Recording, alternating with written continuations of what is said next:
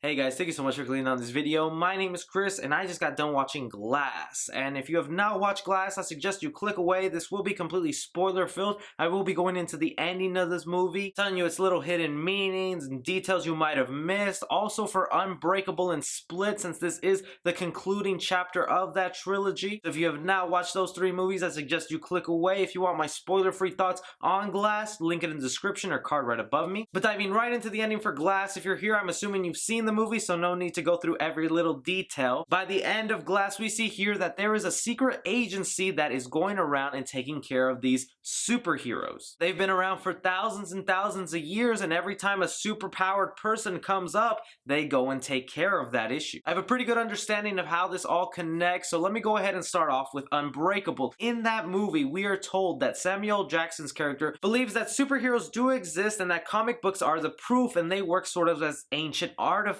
telling us past stories of a world we used to know. Not only that, but his belief is also that since he is a person who is easily crippled, anything really hurts him, calling him Mr. Glass. He believes that there is someone else on the opposite end of the spectrum who is superhuman, who gets hurt by nothing, which is why he's causing all these accidents, plane accidents, train accidents, car accidents, to look for that being who would not survive an incident like that, but because they are superhuman, they would, and thus he ends up finding David Dunn. And this is confirmed by Dr. Ellie Staple, who was playing the psychiatrist throughout this movie. She mentions, you were right, everything you thought of. Comic books are ancient artifacts, and every time someone like you shows up, your opposite also shows up, which leads me to believe that James McAvoy's character, the Horde, he's a supervillain with these superpowers, so his opposite is somewhere out there, and I'm very curious what his superhero version would be. And I mean, this is in line with comic books. This happens all the time. You have Batman, who is dark, serious, brutal.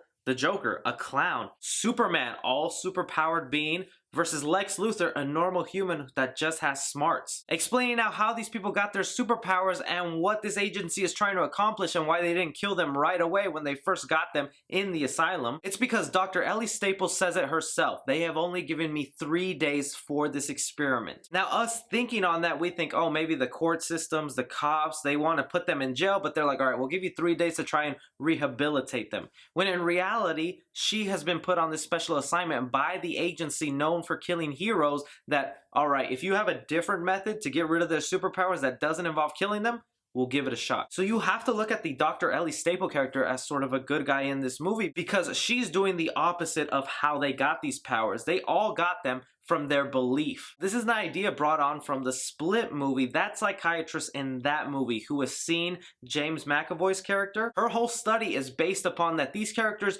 believe that they have different identities, and because of those beliefs, their body changes with that new character. One of the early reasons that young Kevin Wendell Crumb was created because he was being abused by his mother. One of the things he would always get hit for by his mom was for not having a tidy room. Thus, he created a personality in himself that has OCD and keeps everything clean. All his other personalities are traits that Kevin Wendell Crumb wishes he had or is a belief he wants to have, and thus it's created. The Beast especially because it's a character Kevin Wendell Crumb created as a kid. He was fascinated with animals. He loves them. If you watch Split, there are imagery of animals all throughout. The Hedwig character has tons of stuffed animals and tons of drawings of different animals. When we go into the Patricia character, when she's making sandwiches for these victims, she spouts out facts about different animals. And we later find out that his occupation of choice was to work at the zoo. This all connects because he just loves animals, and that belief that if he was an animal, he would be fine from the world and he'd be protected from all this abuse. Same thing with David Dunn's character. In Unbreakable, we find out he got his superpowers because as a kid, he was almost drowned in a pool by a couple of bullies. In that moment before dying, he thought to himself, I wish nothing could hurt me. I wish I was unbreakable. And that belief is what caused him to survive and later also survived a car accident and that train accident. M. Night Shyamalan here is implementing the formula of tragedy plus loss equals a superhero. This is a common thing that all superheroes go through. Spider-Man, Batman, they all have a tragedy, a loss. So Dr. Ellie Staple is taking that logic and thinking, well, if they believe so heavily that they have these powers and that's what's giving it to them, if I make them believe that it's all an illusion, that everything has an explanation, and that they're wrong,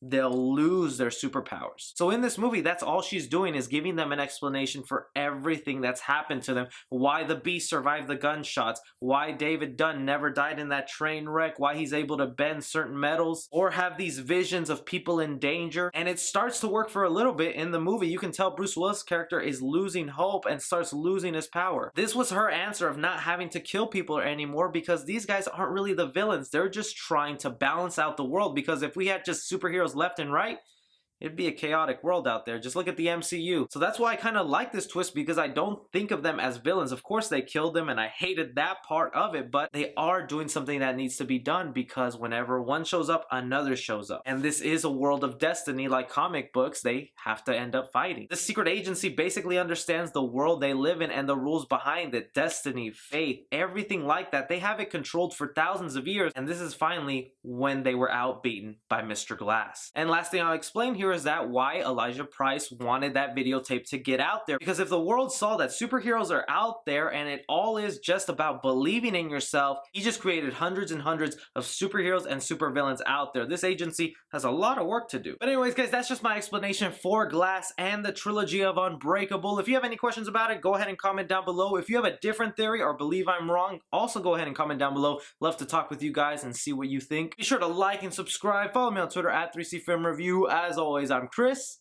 Take care.